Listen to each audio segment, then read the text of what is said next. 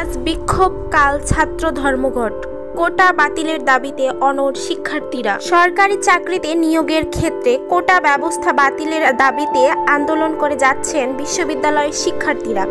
আজ শনিবার তারা ক্যাম্পাসে বিক্ষোভ মিছিল করবেন।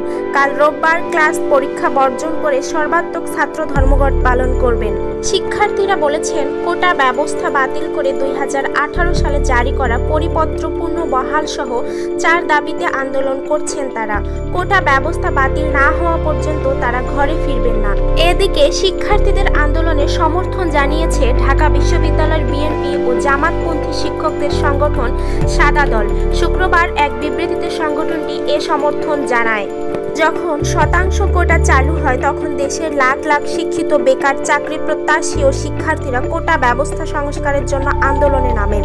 এক পর্যায়ে সে আন্দোলন গণ আন্দোলনে রূপান্তরিত হলে 2018 সালের 4 অক্টোবর জনপ্রশাসন মন্ত্রণালয় সরকারি চাকরির ক্ষেত্রে কোটা পদ্ধতি বাতিল ও মেধাভিত্তিক নিয়োগের ঘোষণা দিয়ে জারিপত্র জারি করেন। কিন্তু গত 5 জুন সরকারি দপ্তর, স্বায়ত্তশাসিত বা আধা স্বায়ত্তশাসিত প্রতিষ্ঠান ও বিভিন্ন কর্পোরেশনের চাকরিতে সরাসরি নিয়োগের ক্ষেত্রে মুক্তিযোদ্ধা কোটা বাতিলের পরিপত্র অবৈধ ঘোষণা করে রায় দেন হাইকোর্ট।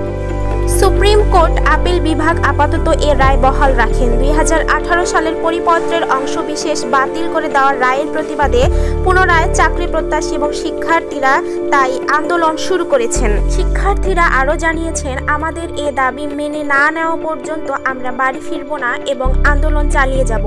আমরা চাই কোটামুক্ত মেধাবীদের নেতৃত্বে বাংলাদেশ গড়ে উঠুক।